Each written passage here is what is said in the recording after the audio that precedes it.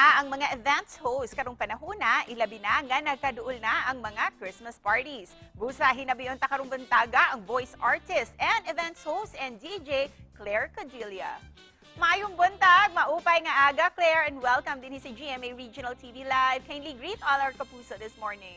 Maayong buntag, Ms. Cecil. Thank you so much. Maayong buntag also, mga kapuso kagatan ang karon. Daghang salamat sa pag-anhina po sa programa nga kanista. Salamat. Claire, una sa tanan, kumusta ang mga event hosting after the 2-year hiatus due to the pandemic? Actually, baka Ms. Cecil, usag ito ka struggle ang pandemic, especially not just for me as a host, but for the whole entire events industry.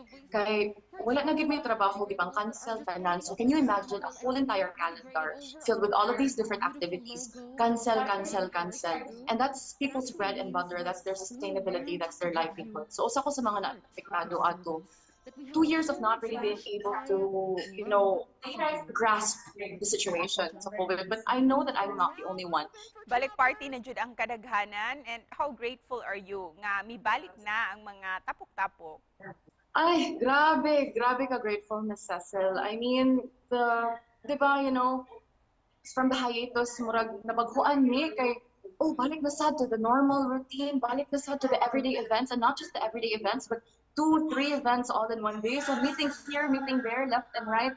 Grabe ka hectic, grabe ka busy ang schedule karon. But I'm so honored and blessed and incredibly grateful for all of the blessings na gipanghatag, because this means I can put food on the table. This means I can support my family. This means I can pay for the bills. This means I can support myself, and this means I can help and make an impact for people, because I'm able to use my voice and to use my presence and to use my resources. Let's get to know more about you, Claire. When did you start hosting, and what was your first ever hosting gig? Well, di ka makabelieve, Ms. Cecil, no? Pero I started hosting in high school.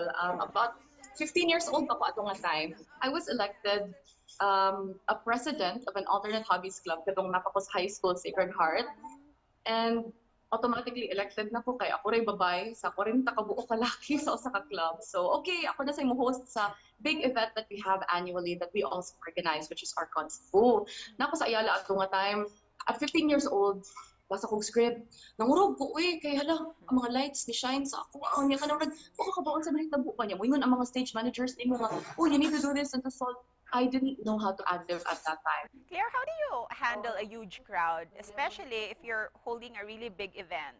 I guess what people don't know about us as hosts is they think that we're just on stage and that we just read from a script, but actually hosts, kami yung starts program, kami magbuot, kami mo arrange the flow. So it's a lot of mental work. Quick and snappy decisions when it comes to, we need to do this, kaya kaning performer wala sila. So you need to be able to talk, you need to be able to get talking points from the client, you need to be able to spread the message to the crowd, and mag-mental gymnastics ka, ana. Dapat you're able to satisfy the crowd and satisfy the talents and satisfy the clients and make sure na padung maghapon smooth ang show bisag nagkaguliyang na ang imuhang huna-huna. So I think it comes with being calm. It comes with experience na diba na kaunsay buhaton nimo para pang stall. It comes with the mental capacity of being clear with what the program is supposed to do. What type of fulfillment do you get, Claire, from hosting? Murag kung ang uban pa nga tao kay dugay pa kaayo kuha ang ilahang fulfillment. Ako is instant gratification after every event, especially if I did a great job. And at the end of the day, the crowd told me that they had fun. At the end of the day, the clients told me that I did great in saving the show. At the end of the day, I know that I did what I had to do, and I went above and beyond my call of duty to be able to perform and to be able to stay calm and to spread the message of awareness. Busa karon, mga magpa-sample kanimo sa imuhang mga voice talent din ha. Hala, depende. Just gikan jud kayo mga types of voices, no? Like if it's commercial, usually ganahan sila very happy and of course, mura ka na wala gini problem sa kalibutan. Or, for example, kung ganahan sila og animation, sometimes You have to go way and above beyond whatever you're capable of doing because you need to be a certain character. magtinuguan, okay, kung kaayo, kay kung magtinuguan ka, mura na naman kung sakit to, tiguan nga rin, no? Or I could go very low sa akong voice, and if you want something a little bit sexy, a little bit sultry, usually this happens in some corporate ads that need this kind of voice modulation. So, depende rin gid na siya sa style sa ganahan sa kliyente.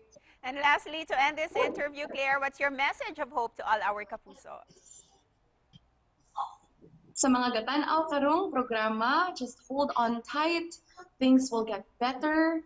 I promise that it will. And you know what, day after day, dili ka makakitaan na, no? Pero kung i-connect nimo ang mga nahitabo sa imuhang past, up until this point, makarealize ra ka nga 10 years ago, mo ni ang kinabuhi na akong gidamgo sa akong kaugalingon. Thank you so much, Claire, for joining us this morning. Daghang salamat, Cecil. Daghang salamat, mga kapuso. Thank you so much for watching.